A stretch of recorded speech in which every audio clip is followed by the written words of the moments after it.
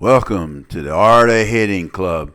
Today we have Ray Mossman that came to Big John Feronti and asked him to teach me an overlap grip because he just got off some illness and he's been very weak and not being able to hit the ball very far. And he thinks the overlap grip can help him, and we believe we can help him. So let's look at Ray's story and we'll follow him. The overlap grip.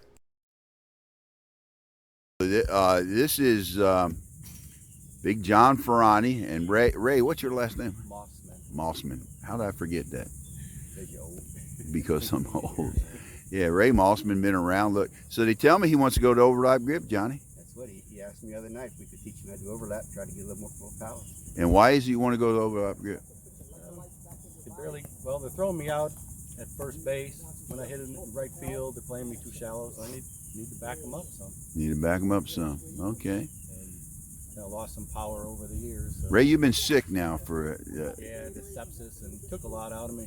Yeah. Still, the heat gets me pretty quick, but. Yeah, well, it gets all of us. But dude, you were a 800, 700 hitter, I guess, wasn't he, John? Yeah, he was. Good hitter. Yeah. Good So. When you come back from an illness, sometimes a technique like this might help you. Let's see what it does, man. Yeah, I'm not Well, John, you show him. Did you show him how to do it? Well, go ahead and show me how you showed him. Because hopefully somebody will see. Go ahead and say, tell him. So we were showing Ray, and this is the way I do it. Is I put my last finger on here. Mm-hmm. Some people like to do a finger. It's just your personal preference. Mm-hmm. And so you just take this hand and just slide it over that finger. Yeah. And a couple of important things of it is keep it loose.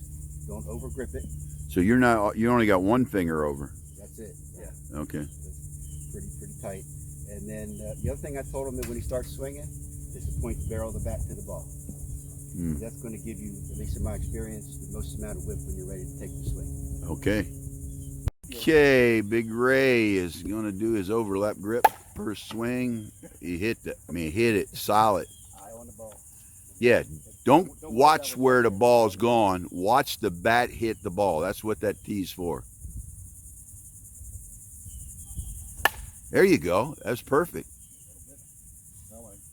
This is a right field thing, right? And Ray, that looks good. But let me The big thing is this. When your stance is like this. Okay. Now you get back a little more, and you're keeping your weight back here, right? Mm-hmm. Keep that weight back here. And who was it that had that? He does it with that leg. Stand. But yeah, load, step. Just think about that. Load, step, and go. Oh, okay. That's good. That's good. Right about where you at, John? We're at the plate. Yeah. There you go. The key thing will come with practice. I know what to look at.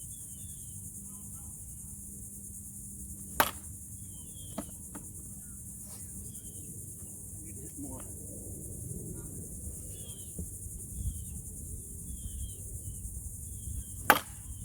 Okay, let's watch a couple in slow motion.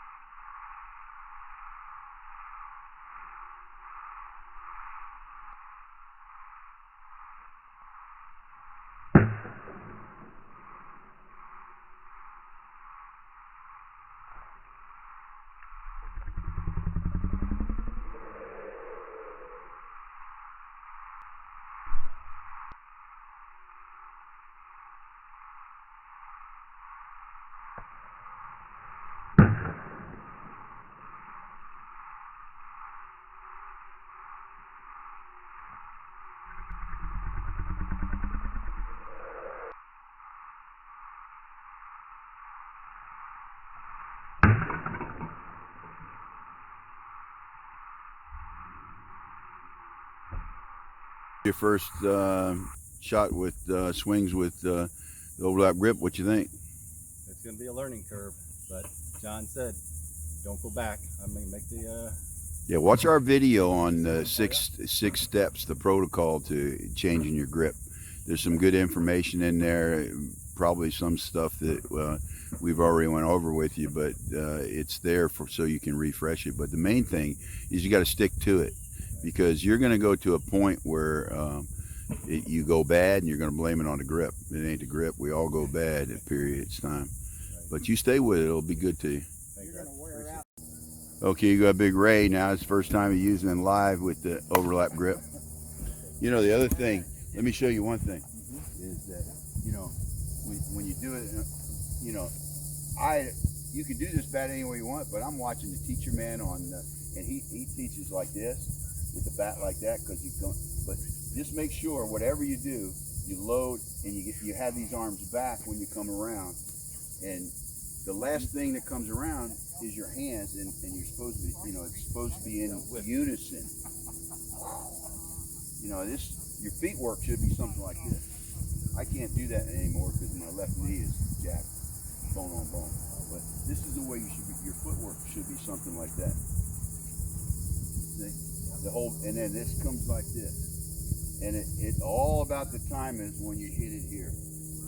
But if everything fails and you got your hands back and your weight's still back a little bit, but if you land, your weight's out here, as long as your hands is back, you can still do this.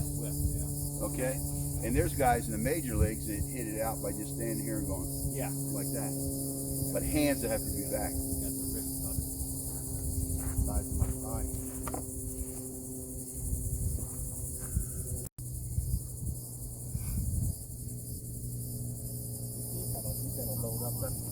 There you go. Yeah. You got to think about it in practice, but when you get in the game, you just got to do it. You do it so much, then you're able, yeah. Yeah. There you go.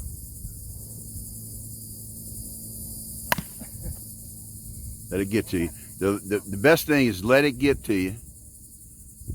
There you go. You let it get to you. You let that ball, let me show, hold on a minute. You let that ball come. Give me that ball for a minute. What you're seeing, just like on a tee, you let the ball fall as low as you can and then go after it. And your mind will make that bat fast enough to get that ball. And if you're watching it, and that's what the tee work was for. If the ball, when I'm hitting really good, that ball's like suspended in the air, like on a tee. Really.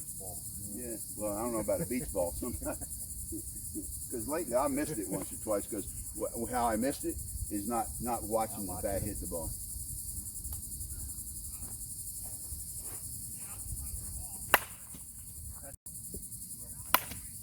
There you go. You see what happened? You had your legs and your weight was not distributed right. There you go. You see what you just did? Yeah. You had your weight and you held it back. You know, sometimes, you know, you can do this, like use this as your timing leg, get your weight back, and then when you want to swing, then you come forward, and it comes weight back and forward. And that stays put. Weight back, boom. That's your time. Yeah, weight back, like Stan. This is the way Stan does. Yeah. That's how he's getting the force and the energy.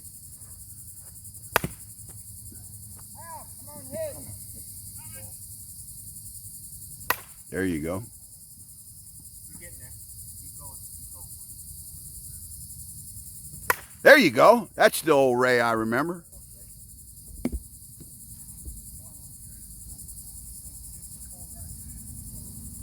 There you go, Raybo. You see? There you go. Are you hitting it farther than you were? I am. Okay.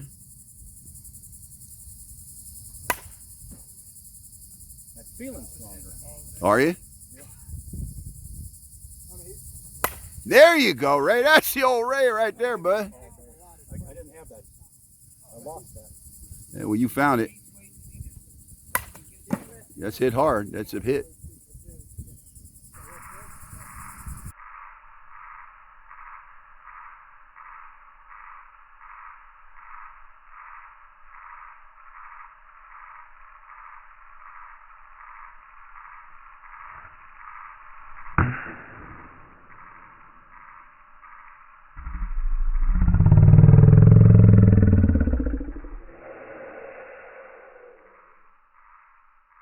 So, Big John, man, what a momentous occasion here. Momentous. That's a new word for me.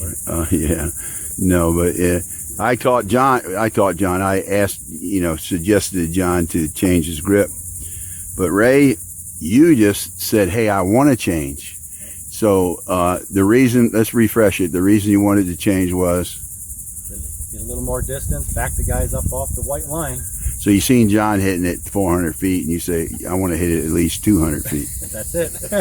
John, can you help me? And he said, absolutely. So how did it go today? It looked good. How did you feel? It's going to be a work in progress, but I think he made progress already. He hit the ball really well for first. He did that last time up. He was smoking. I think I got pictures of that. A lot more line drives. I'm going to put a video out on you, Ray, about you switching. I wanted to switch. I'm not sure what I'm going to call it, but yeah. I showed you some of my batting or baseball grip and what I was doing, and you really could have seen something, because I was barely getting it over to second base, barely.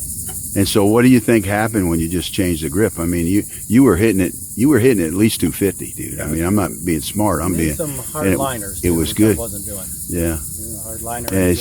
Well, my whole premise for going to it when I was a young man was the fact that you rolled your wrist every time when you got the overlap grip. That used to be, used to call breaking your wrist. Remember?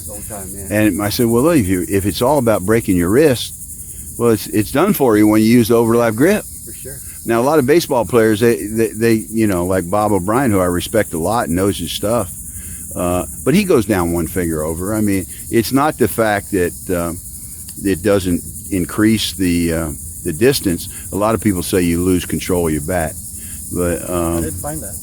Yeah, well, you're just starting out, but you got to stick with it. I've helped a lot of guys. There's a guy on my team who's a pretty good hitter, and he used it, and he was gapping everybody, but he's still hitting all right, but he went back to the old ways because he hit a rough spot, and that's the scenario. Every guy I've ever taught it to. What about you, John? Do you find that the same way? I never went back. Yeah, you never did. I say every guy. Yeah, I know people, a couple guys who go back and forth, they end up, neither one of them is doing it. Yeah, exactly. Because up here they have it. Yeah, man, and they blame it on the grip. Trust me, it ain't the grip. I've been using it forever, and I screw up just as much as anybody. But the one thing that I found out, that I believe in that tee, man.